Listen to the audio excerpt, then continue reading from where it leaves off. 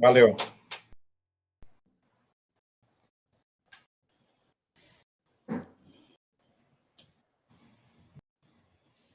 Oi, gente, tudo bem? Eu sou a Gabriela, editora do RH para você. A gente está aqui numa cobertura extensa sobre coronavírus e todos os impactos no mercado de trabalho. Diante de tudo isso, como fica a gestão de pessoas? Como é gerir pessoas diante de uma pandemia? Quais os principais desafios? Para pegar algumas respostas, eu convidei o Elton Camargo, diretor do Grupo Empreenda, e o Elton Moraes, consultor sênior da Mestre, para ajudar a gente aqui a traçar um panorama, um cenário dos profissionais de RH. Milton, Elton, muito obrigada pela participação. Eu que agradeço mais uma vez o convite, Gabriela. É um prazer estar aqui com você e com o Elton. Obrigado, Gabriela. Excelente poder estar discutindo um assunto que tem impactado tanto aí os negócios. Legal, obrigada. Gente, eu vou começar com a pergunta central aqui da nossa conversa. Na opinião de vocês, qual é o desafio número 1 dos RHs hoje? Por favor, pode começar, Milton, Elton? Produz aí pra gente. Tá bom, então eu começo aqui. O desafio número 1, de fato, é aproveitar esse momento do próprio RH. Eu acho que essa é uma oportunidade do RH ser, de fato, protagonista na crise que a gente está vivendo. Então, para mim, o desafio número 1 do RH hoje é sair daquela coisa de coadjuvante e tornar-se, de fato, protagonista, porque tem uma enorme oportunidade para ele ser protagonista nesse momento. É ganhar maturidade, crescer, de fato, e começar, nesse momento, a contribuir de forma muito mais relevante ainda para o negócio como um todo, né? É fazer com que os CEOs, os executivos, os donos de empresas médias e principalmente, entendam o papel que o RH tem para fazer o negócio alavancar de fato. E a gente está, mais do que nunca, comprovando que não tem negócio se não tiver pessoas. A gente achava que o desafio estava em cima de robotização, isso e aquilo, e na verdade não é bem isso, né? A gente está vendo que o buraco é bem diferente do que muitos colocavam por aí, né? Então eu acho que o desafio é esse, é tornar-se protagonista. E aí, com base nisso, coisas que tem como subdesafios, vamos dizer assim. Mas já é uma atuação do RH ampliando o horizonte visão dos executivos da empresa, fazer com que não pense apenas no curto prazo e com o médio prazo também. O desafio de olhar para pessoas de uma maneira mais efetiva, né? Então, eu vejo como o maior desafio é esse, é ser protagonista. Vejo como uma enorme oportunidade para o RH nesse momento. De fato, e aí influenciar o negócio, influenciar a direção, os líderes da empresa como um todo, para que saiam ainda mais fortes dessa crise, né? Uhum. Quando a gente fala a respeito, né, Gabriela, do desafio da área de recursos humanos, eu digo sempre que a gente tem que ter aquele ponto do patinho feio, né? A área de recursos humanos, ela tem uma importância fundamental, porque nesse momento agora, nunca se discutiu tanto a questão dos benefícios, nunca se questionou tanto a questão do trabalho remoto, nunca se trabalhou tanto a questão do recrutamento e seleção. Então, tudo isso tem um impacto direto no custo, né, das pessoas dentro da organização. E quando a gente fala em custo, eu estou falando, por outro lado, do investimento, no sentido de entender como as pessoas corretas ou as pessoas adaptadas a esse novo contexto, qual que é a maneira como eu posso melhorar a produtividade das pessoas à distância, como é que a questão da transformação digital impacta o negócio, e eu posso, então, enquanto recursos humanos, trazer isso para uma fala mais altiva, uma fala mais protagonista, como o Milton trouxe, né? Então, olhar para os subsistemas de maneira integrado ao negócio, entender que tudo isso que é realizado pela área de recursos humanos é sustentáculo, é sustentabilidade do negócio. Então, isso acaba entrando numa pauta, não só no momento de pandemia, mas no momento de quão é importante ter pessoas com alto rendimento, ter pessoas preparadas, ter pessoas prontas para o desafio, passa por treinar, por desenvolver, por recrutar, por trazer todas as informações que são essenciais para que o negócio continue sustentável depois desse momento. Uhum.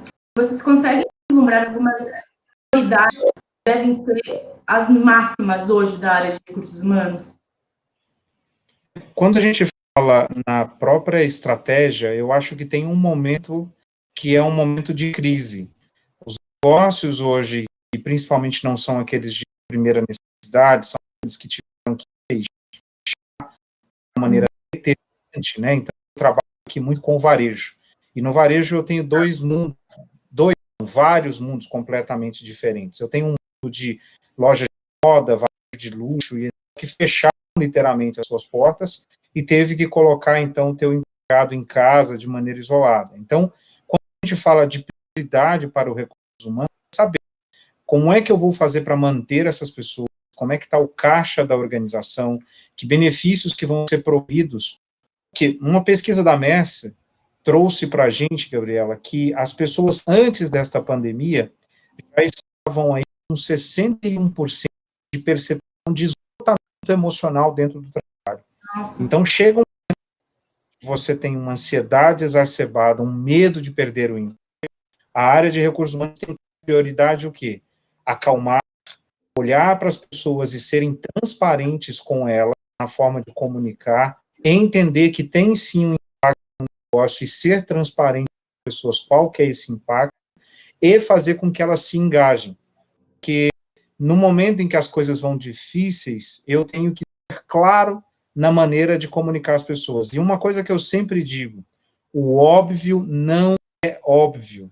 Então, o RH precisa se colocar de uma maneira muito, muito estratégica, não só na comunicação, na presença, na forma de se fazer as coisas dentro da organização. Eu concordo, eu acho que tem uma questão bastante importante nessas ações de priorização, tranquilizar as pessoas, né, Elton? Eu acho que tranquilizar as pessoas no que é possível tranquilizá-las, mas ter mostrar que tem caminho, que as coisas podem acontecer. Né? O que acontecer, transparência, principalmente.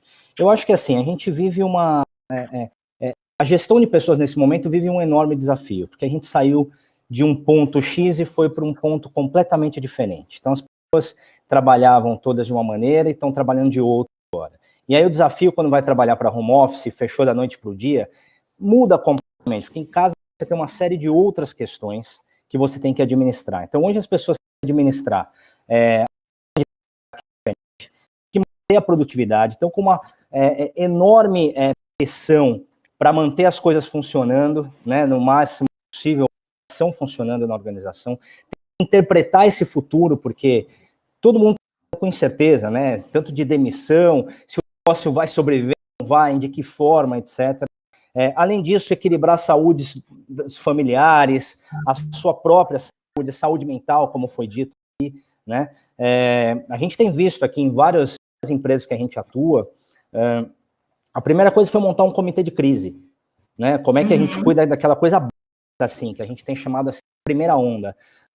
Como que eu junto todo mundo e começo a cuidar da saúde das pessoas, que era o básico, e vinha desde coisas de como se prevenir, higienização, isso e aquilo, tal, mas principalmente a questão de trabalhar à distância, de vir ou não vir para o trabalho, de como se locomover, são questões mais de saúde. Mas tem uma segunda que eu acho que precisa começar a ser olhado e que o RH pode atuar de maneira efetiva, que é o quê? Ajudar essas empresas, que a maioria criou algum de crise para isso, mas ajudar na governança disso, principalmente alertar para outros aspectos que não estão sendo vistos, né? Não é só pessoa, saúde que a gente está olhando, que a gente precisa olhar. Óbvio que isso é importante. O Elton colocou algumas outras questões que precisam ser trazidas para esse momento.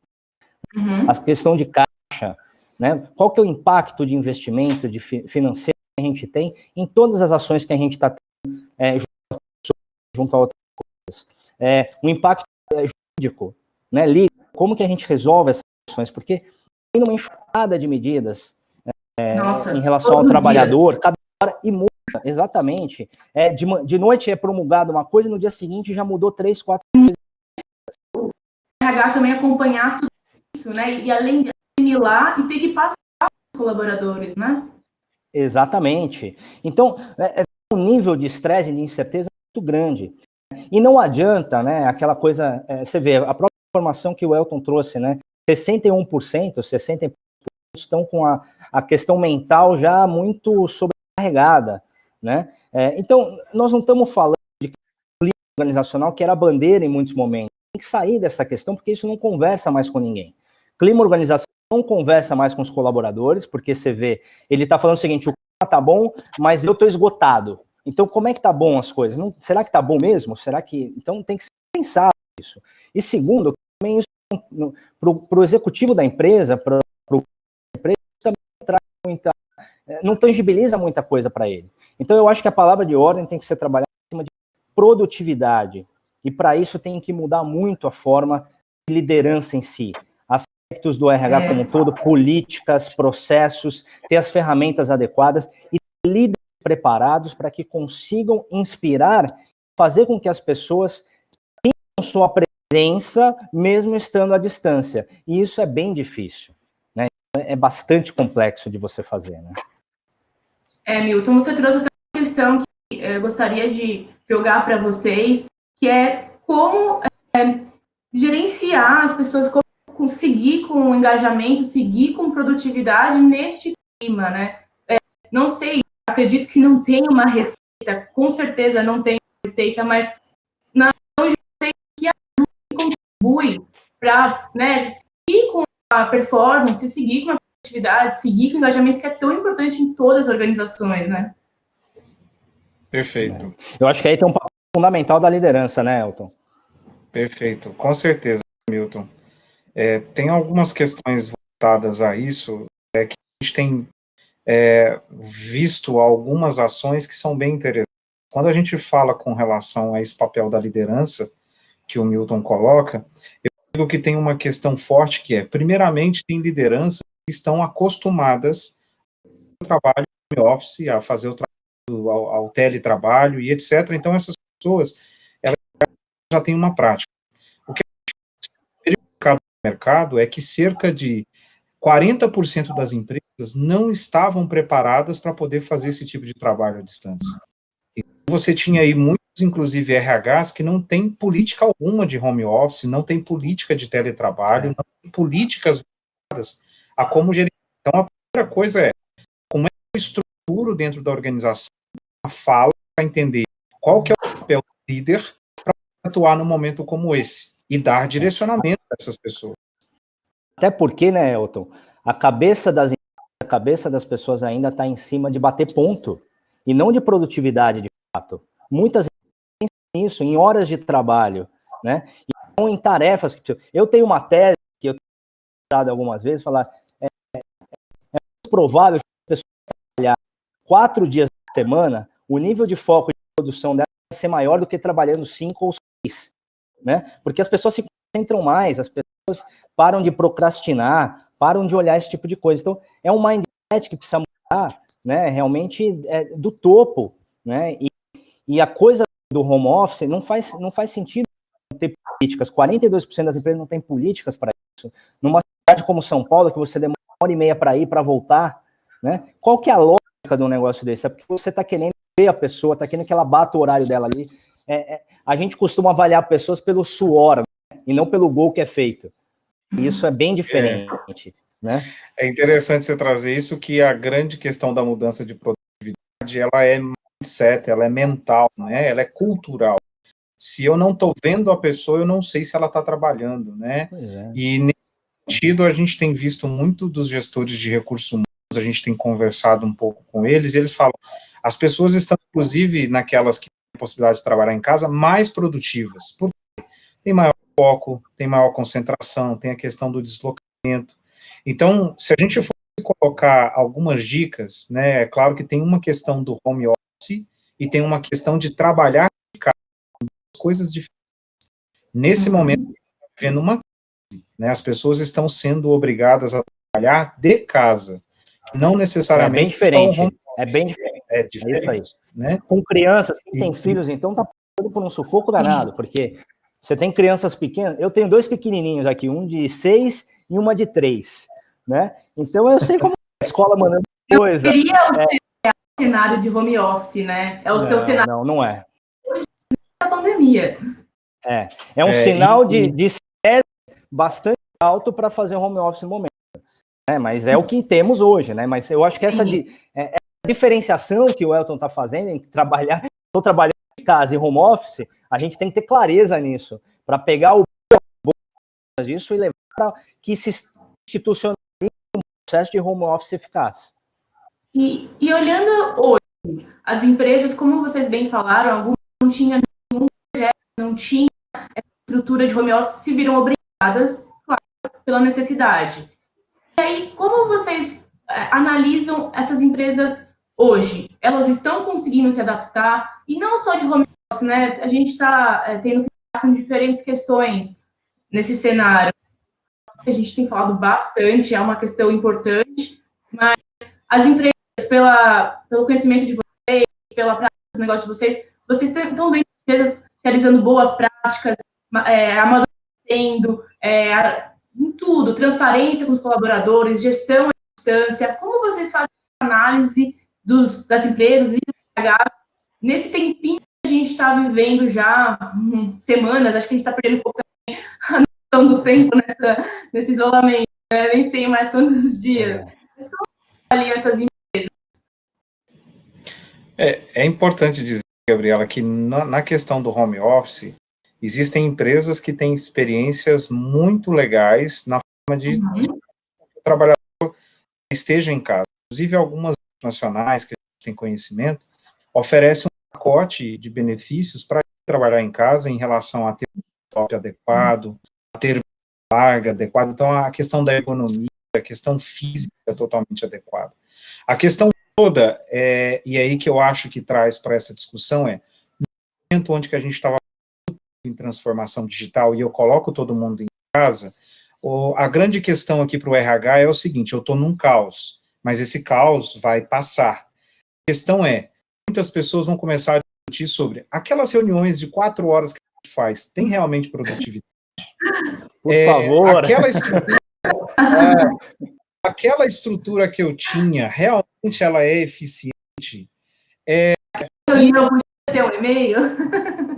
Exatamente, né? Então, esses questionamentos de estrutura, de engajamento, de entender até mesmo perfis de pessoas que estão adequadas a essa nova realidade, vai ser bastante impactado, o RH vai ser bastante impactado e questionado sobre isso, no sentido de que a gente precisa de todas essas pessoas, a gente funcionou bem na crise, por que eu não posso continuar? Então, olha a questão de acolher, mas ao mesmo tempo de entender do negócio e como é que vai ser os próximos. A pergunta primordial que eu faço hoje será que isso é só uma onda que vai acontecer, ou as empresas vão aprender a realmente trabalhar em digitais com esse momento de crise? Esse é um ponto chave. E o que vocês acham? Vamos? Então, eu tenho visto assim. Vou devolver a pergunta. Eu acho que assim, eu tenho visto empresas fazendo um enorme esforço nesse momento. Um enorme esforço em várias frentes, de fato. Gerenciando isso, se esforçando para gerenciar isso de maneira bastante efetiva. Mas eu acho que até, colocando esse ponto, as empresas que estavam um pouco mais avançadas na questão da transformação digital, de fato, elas estão gerindo isso com maior facilidade, porque elas já têm um pouco mais de preparo, estão um pouco mais adiante, um pouco mais à frente nesse processo, né? Mas eu acho que quando fala, e essa pergunta do Otto foi bastante interessante, porque assim, quando fala que o RH tem que ser protagonista disso, é exatamente aí a oportunidade. Porque se ele ficar aguardando, o que vai acontecer? Passou essa onda, porque isso vai passar, tá certo? A gente não tem exatamente a dimensão de quanto tempo, daquilo, tem uma série de coisas acontecendo, mas isso vai passar como qualquer crise acaba passando em determinado momento, tá certo? Quando passar, eles podem ter duas posturas. A reativa, que é voltar todo mundo para o que era antes e o executivo começar a cobrar deles coisas, ou ser mais proativo e sugerir mudanças estruturais importantes para ter uma melhor produtividade das pessoas e um melhor entendimento do mundo do trabalho para cada um deles. Então, eu acho que aí está a questão que o RH precisa olhar de fato. Eu acho que aí está a baita oportunidade deles. Porque não está soberbado nesse momento. E a tendência é a gente ficar ativo fazendo as coisas, né? E é nesse momento que o RH tem que começar a planejar uma agenda de diálogo efetiva para o pós-coronavírus, né? Que ele vai chegar e propor coisas com fatos, com base, com informações pertinentes. Obviamente que ele não vai conseguir ter a realidade, até por isso que o Elton falou, a gente está trabalhando de casa, estamos em home office, mas quais são as coisas positivas que ele pode trazer e transformar isso em dados concretos para mostrar os ganhos que a empresa pode ter, para mostrar os ganhos que cada um pode ter nisso, cada colaborador. Eu acho que essa é a grande questão que o RH tem que começar a se movimentar para ontem, porque vamos pegar um pouquinho histórico, há anos se fala no RH estratégico, não é de hoje, se a gente pega 10 anos atrás já vem com essa pauta, o RH tem que ser mais estratégico, mais isso, mais aquilo, e na verdade o que a gente vê é o RH ainda muito operacional, muito demandado na maioria dos casos. Óbvio que tem boas práticas, óbvio que tem exceções, óbvio, mas a grande maioria ainda é tratado muito na operação, é muito demandado. Pouco tem conseguido influenciar o negócio de fato. Agora é a oportunidade de influenciar. Eu acho que as empresas como um todo, o mercado vai encolhendo, o PIB vai encolher, as empresas estão faturando menos, e de fato vai acontecer, né? E a gente vai ter que encontrar alternativas de equilibrar nosso caixa, né? Uma readequação financeira como um todo, né? E isso passa por estrutura, passa por uma série de coisas, né? É momento que o RH tem que trazer de como aproveitar o melhor das pessoas para isso agora, né? Aproveitar o melhor que as pessoas podem ter, o melhor que as pessoas podem dar para o negócio, né? Eu acho que esse é o grande dilema agora que a gente precisa começar a trabalhar de fato como RH, começar a fazer o seu plano estratégico pós-Covid para influenciar o CEO da empresa, o presidente da empresa no que a gente precisa fazer. Milton, eu ia falar exatamente isso. Essa estratégia, esses planos envolvem muito uma proximidade com a alta gestão, né? Fundamental. É importante o RH se aproximar, influenciar toda essa alta gestão das empresas, né? E como vocês avaliam isso? Isso tem acontecido? Tem uma questão nisso que você traz, Gabriela, que assim, o fato não é só estar próximo da alta direção. Como o Milton trouxe, nesse momento acaba sendo muito importante eu mostrar indicadores de como isso está acontecendo dentro da organização. Então, eu preciso trazer a fala da área de recursos humanos para uma fala também que cuida de gente, mas é uma fala que trabalha bem com os números. Respondendo à pergunta anterior, né, meu posicionamento, para mim, uma empresa que não olhar para o digital, ela está fadada ao fracasso, vai falir em pouco tempo, ela não tem como mais não se adaptar a isso.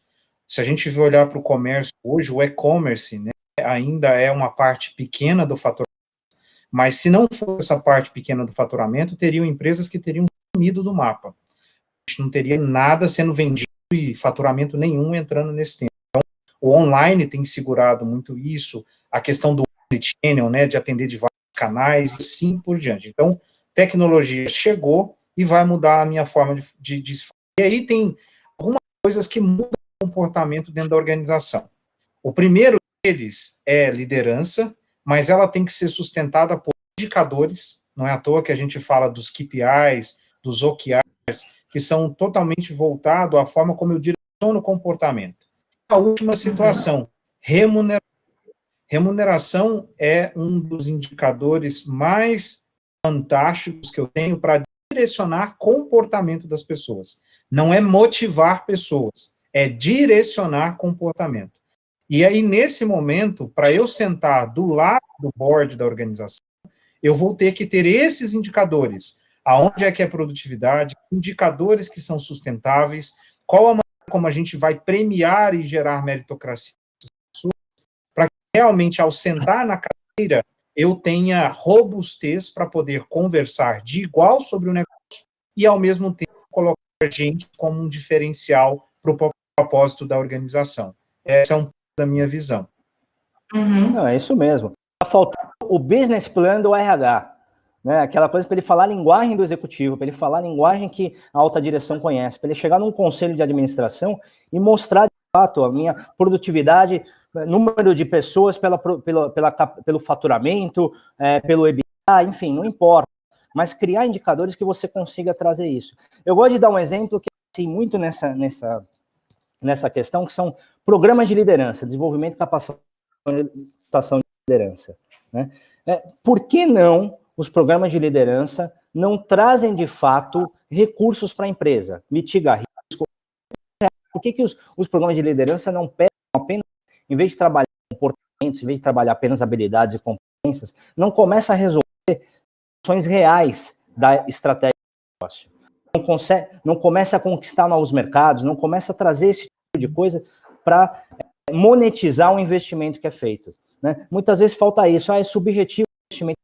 Tem como transformar essa subjetividade em coisas mais concretas. Se o RH não conseguir falar a linguagem do negócio, a linguagem de executivo, não adianta ele estar próximo, porque ele está próximo, mas ele está apagado do board da empresa. Né? Então ele precisa, de fato, trabalhar os KPIs, trabalhar a linguagem que consiga traduzir os benefícios de pessoas para resultados econômicos para a organização. Né? E sair e não ficar apenas naquela coisa de sistemas, subsistemas, porque fica em tarefa. E o executivo não está preocupado em tarefa, ele não quer saber quantas horas você tem de capacitação das pessoas, ele quer saber o resultado que você traz efetivo.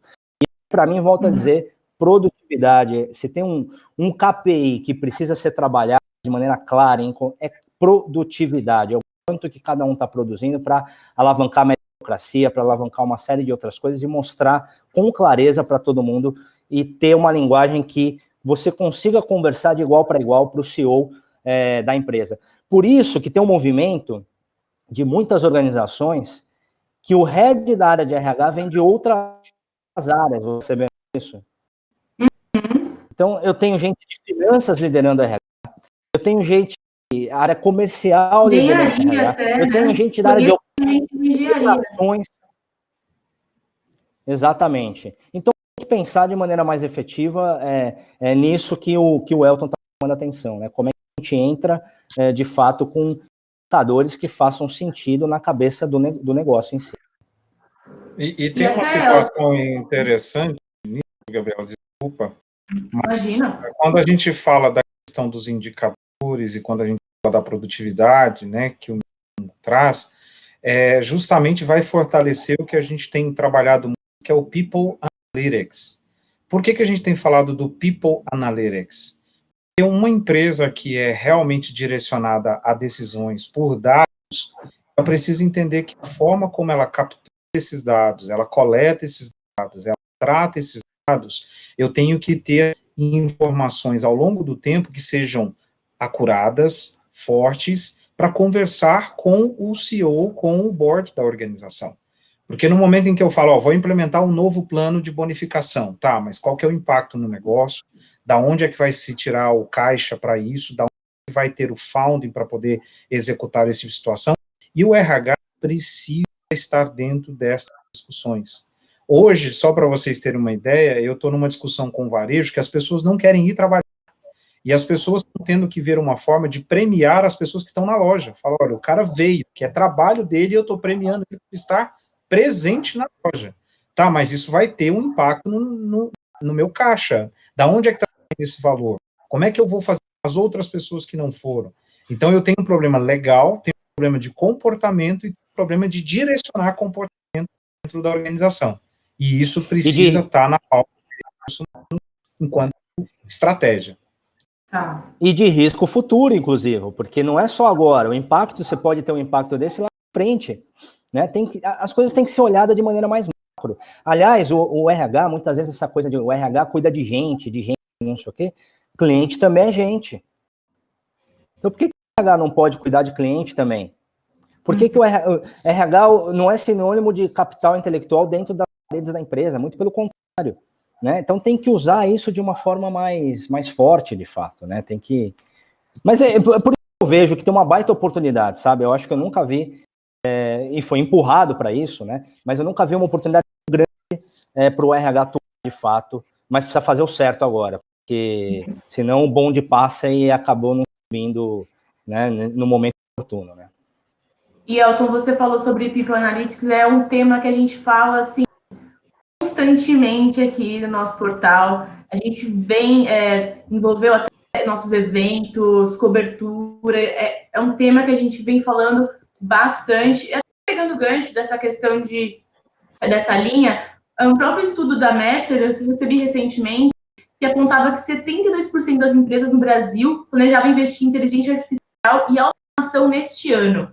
É bastante. Eu ia perguntar para você quanto esse cenário de pandemia, de analisar bem os investimentos, vai impactar nesse planejamento das empresas, mas ao mesmo tempo, como a gente já falou hoje, é o momento das empresas realmente se transformarem no digital, né? Então, assim, é positivo? Vocês acham que vai impactar? Não, elas vão realmente investir nisso? Como vai ficar esse cenário?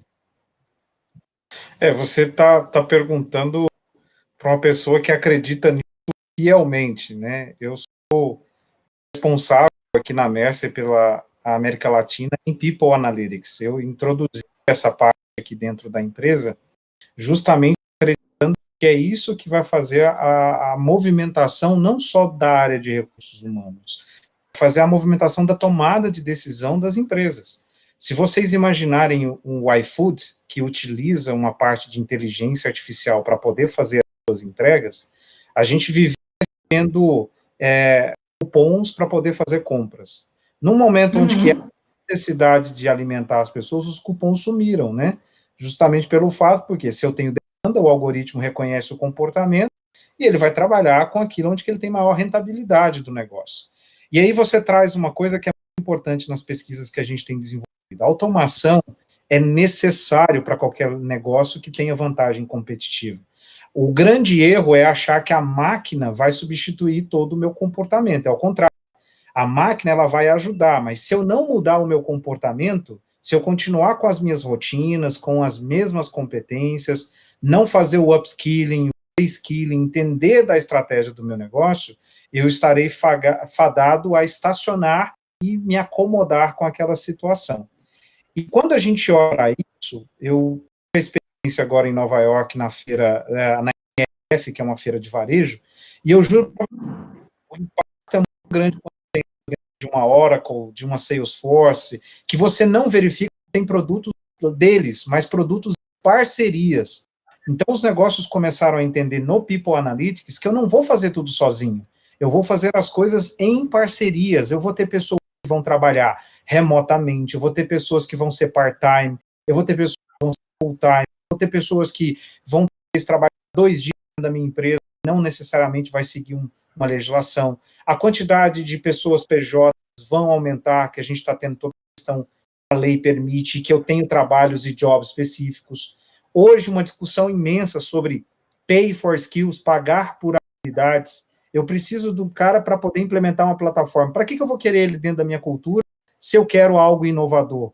Então, estas discussões que têm um impacto gigante, elas não vão para frente se a gente não utilizar de dados e informações. Eu consigo hoje fazer algoritmos aqui, né, Gabriela, que eu consigo verificar se você é capaz de pagar uma conta somente pelo seu comportamento. Então, se você fuma, se você bebe, se você tem filhos, ou seja, várias características comportamentais que vai levar as pessoas a te darem crédito ou não. Então, quando a gente olha o comportamento humano, por que eu não posso mapear o engajamento, o clima organizacional? Por que eu não posso verificar a produtividade através dos sentimentos das pessoas? Então, o People Analytics, para mim, é algo revolucionador que vai, com certeza, impactar os negócios de uma maneira muito forte. E já está impactando. Totalmente de acordo com o Elton. Está impactando muitas coisas. Acho que ainda num processo que não é tão acelerado quanto deveria ser. Né? Eu, de fato, acho que as coisas estão aí para ser colocadas e poderia estar sendo muito mais rápida do que tem atualmente. Mas ainda não temos essa percepção de muitas empresas do quanto que isso pode, de fato, levar o negócio para um próximo patamar, né? Infelizmente. E aí eu não sei te responder se pós esse período que se isso vai entrar de maneira na agenda das empresas como um todo. Eu espero que entre, porque eu acho também que é um caminho importante, mas eu não sei te responder se isso vai entrar na agenda da maneira que deveria já estar na agenda atualmente. Não sei se isso vai acelerar agora ou não, não sei mesmo. Eu acho que não tem uma percepção formada nesse sentido. Mas só ainda na futurística, eu sei que é muito cedo, vocês conseguem imaginar uma gestão de pessoas pós-coronavírus? Ou não? Eu sei que é cedo ainda, mas é possível visualizar uma gestão de pessoas diferente? Eu acho que não é só gestão de pessoas, eu acho que está todo mundo nesse momento passando por uma reflexão importante, né, nos seus aspectos pessoais e profissionais, né, e obviamente as empresas, pessoas, etc., passando por isso. Então, eu acho que deve ter um impacto importante. As coisas não vão voltar a ser como eram antes. Eu acredito muito nisso. Eu acho que o impacto é tão grande, tão brutal, e a gente aqui no Brasil está vivendo isso há apenas 15 dias, gente, ou 20 dias. Não é nada ainda, né? Nós estamos 30 dias do primeiro caso que a gente teve confirmado e tal. Então, a gente está num processo muito lento, muito inicial, né? Muito inicial. Mas, com certeza, vai ter um impacto forte na mudança de tudo que a gente está falando, né? Na mudança das pessoas em relação ao seu trabalho, nas relações com seus empregadores, nas empresas em relação aos seus clientes, consumidores, na forma de consumo, né? Nós não vamos consumir como consumíamos antes, a gente começa a dar valor e olhar as coisas sob outra ótica.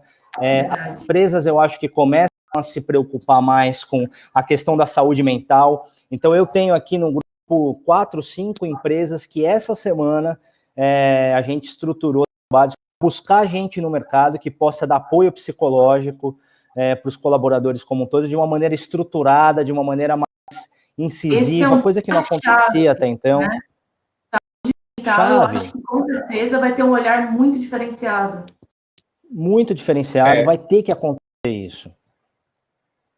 A gente tem uma questão muito forte, que é o fato de, para entender de produtividade, eu vou ter que entender muito de gente.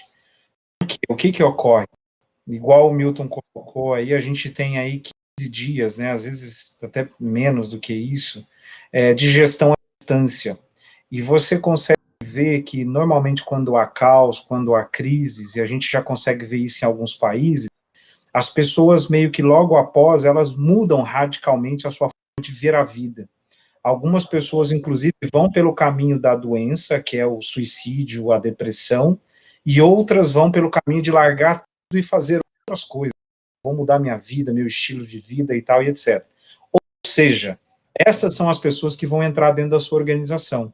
Essas são as pessoas que vão estar ali querendo fazer com que o negócio se movimente com o propósito que você vendeu para elas. Então, ou seja, a minha maneira de lidar com essas emoções, de fazer a gestão das pessoas dentro do ambiente de trabalho, ela está se modificando forte na maneira de lidar e entender de gente. Né? Quando eu falo que eu tenho que entender como é que o time está, eu não posso ligar toda hora para as pessoas entendendo que é um momento de crise, saber fazer gerenciamento à distância, produtividade, como o Milton falou, requer líderes mais maduros, requerem líderes que fazer coisas de maneira diferente. Se hoje, numa pandemia, eu tenho líderes que estão sendo acusados de assédio à distância, imagina quando for presencial. O cara não me liga toda hora, o WhatsApp a todo momento, overdose de informações. Então, o líder, antes de colocar a produtividade, ele vai ter que entender como que eu alinho pessoas frente ao que eu espero delas dentro de um ambiente de trabalho. Eu tem que estar na cabeça das pessoas, mas essa questão do bem-estar, da saúde, da questão de indivíduo, ela tem que estar muito forte ligado à maneira como a liderança entende de gente. E se eu não entender de gente, eu tenho que aliviar um pouco isso, vou acabar, com certeza, afastando algumas dessas coisas. E uma coisa interessante nisso que você está trazendo é assim, nós vivemos uma crise no Brasil desde final de 2014. Estão me ouvindo? Sim. Acho que deu uma travada aqui. Estão me ouvindo? Nós vivemos uma crise no final de 2014 para cá, começou alguns ventos já desfavoráveis, a gente começou a perceber em vários de nossos clientes querendo rever a estratégia, porque não ia chegar naquilo e tal. E dentro do mesmo segmento, quer dizer, nós tivemos 3 grupos de clientes de empresas nesse período, de 2014 a 2019. Eu tinha um grupo de empresas que entrou na crise, né, foi consumida pela crise, e por mais você tentasse ajudá-los, eles não conseguiam sair da crise. Então você tinha que fazer uma cirurgia e o cara queria poder. Né? Tinha um outro grupo que a gente conseguiu e eles rapidinho saíram do Maranhão, encontraram um caminho e saíram daquele rolo todo que estavam. E um terceiro grupo que se preveniram, nem entraram em crise e continuaram crescendo, continuaram buscando os próximos patamares desses. Tem vários exemplos de empresas aqui nisso. O mais curioso é que dentro desses 3 grupos eu tinha empresas do mesmo segmento. Então eu tinha empresas do segmento, por exemplo, de construção, que tinha no grupo A, grupo B e grupo C. Aí você fala, poxa, mas o mercado é o mesmo para todo mundo, tá certo? A dificuldade é a mesma para todo mundo. Por que você tem empresas em situações tão distintas? E aí, quando a gente foi ver mais próximo isso, o que havia comum nessas empresas que estavam no grupo, que se preveniram ou que saíram da crise antes? Ponto-chave, liderança. Liderança com coragem e capacidade de agir rápido. O resto se movimenta para isso. Que é o que a gente está vivendo um pouco nesse momento. Né? O momento é muito crítico, o momento é bastante incerto. Né? A gente falava muito em mundo VUCA, né, e tal, não sei o que a gente está vivendo é muito mais intenso do que isso que a gente está falando. Né? E o que vai fazer a diferença de fato é a liderança nesse momento. Né? Agir rápido, coragem para tomar as decisões, ouvir, ampliar a visão, né? Mas também a gente tem que entender que essas lideranças precisam de apoio. E aí entra muito o RH, né? Porque muitos deles, a responsabilidade dessas lideranças aumentou demais nesse momento. Né? E a gente ainda tem líderes, como o Elton falou, que mesmo à distância estão sendo acusados de assédio. Então você imagina o patamar que a gente tem, a discrepância que a gente tem em vários lugares. Mas eu acho que hoje os líderes, como desafio, eles precisam dar o apoio e o suporte necessário a seus liderados. Né? Eles têm que estar perto, mesmo estando distantes fisicamente. Né? É um olho no olho. Tem que mostrar o caminho hoje. Né? Tem que se posicionar. A pior coisa que tem hoje é um líder ficar naquela coisa que a gente tem visto aí, alguns líderes mundiais, alguns líderes políticos e tal, que não conseguem definir de um lado e do outro para onde vai. Né? Então, e o líder tem que ser o exemplo. Né? Não adianta ele cuidar, querer que os outros façam determinadas coisas se ele próprio não fizer. Né? Ele tem que ser o exemplo, o poder do exemplo. Então, a liderança é o que vai fazer diferença nesse momento das empresas que vão sair para um lado para o outro. E aí volto no RH, porque o RH tem um papel fundamental nesse momento de ajudar esses líderes a encontrar o caminho para isso que a gente está precisando, para líderes de fato ganharem a maioridade. Precisa sair daquela coisa de líder adolescente e temos um líder mais maduro, um líder de fato grande, um líder de fato adulto, um líder de fato que assuma, que tenha costas largas para fazer a coisa de fato acontecer. Agora, isso não quer dizer fazer as coisas sozinho, de forma autoritária, muito pelo contrário, a gente está num momento em que precisamos tomar atitudes coordenadas e coletivas. Né? Porque ninguém tem muita clareza disso e daquilo. Então é natural que mais líder tem que assumir o seu papel e a sua responsabilidade nesse momento. Né? E o RH tem mais uma oportunidade aí de ajudar eles. Isso que o Milton traz, né, Gabriel? Ele acaba sendo muito importante porque uma das questões que a gente acaba vendo dentro do mercado hoje é a questão da falta, às vezes, até de coletividade. Por que eu estou falando na falta de coletividade? Porque quando um RH precisa de uma informação de outro, não, isso é confidencial, isso não pode, etc. E o que deu muito certo aqui na Mercer que a gente tem desenvolvido? Eu criei um grupo de WhatsApp com diretores da parte de recursos humanos, diretores, gerentes de varejo, que é o segmento pelo qual eu cuido. É interessante, diariamente há uma troca de informações entre eles de coisas que eu preciso atuar agora, que é prioridade. Eu vou cortar benefício, eu vou cortar comissões, eu vou fazer com que eu crie uma política de absenteísmo para que a pessoa não falte. Então, essas coisas, essas trocas, elas têm que existir. Sim, ele sempre fala disso, né? A já ouvi de um RH falando, nossa, eu queria ouvir dos outros o que eles estão fazendo, que práticas eles estão implementando, mas não tem essa troca. Ou, né, eles sentem falta disso, eles querem saber cases, práticas dos colegas, assim, para entender, assim, claro, eu sempre falo, só existe uma empresa, não o que funcionou na outra vai funcionar na minha, mas é muito bom também você saber o que está acontecendo, né? Sim, tem uma questão... Mas aí tem... Só terminar o raciocínio aqui, Milton, eu já passo para você. Claro. Tem uma questão muito forte ligada a isso, que é a questão de segurança das informações, né? A gente vai viver um momento agora de crises mesmo relacionadas a saber que, olha, eu posso passar determinadas informações que estejam sob o cabedal da autonomia da área de recursos humanos. Então, quando o Milton traz a ideia de ser parrudo na cadeira, é entender que a maturidade das informações, a maneira de trocar as informações e como trocar isso com pessoas do mesmo nível acaba sendo muito importante. Esse grupo de trocas, ele começou com 5 pessoas, agora a gente já está com 100 pessoas. Então, é uma forma onde que cada um vai chamando, olha, eu tenho aqui, etc., então eu tenho acesso ao Carrefour, tenho acesso ao Big, tenho acesso ao Barbol, ou seja, tenho acesso a pessoas que estão vivendo isso que a gente está aqui, assim, quais são as respostas? Eu não sei todas as respostas.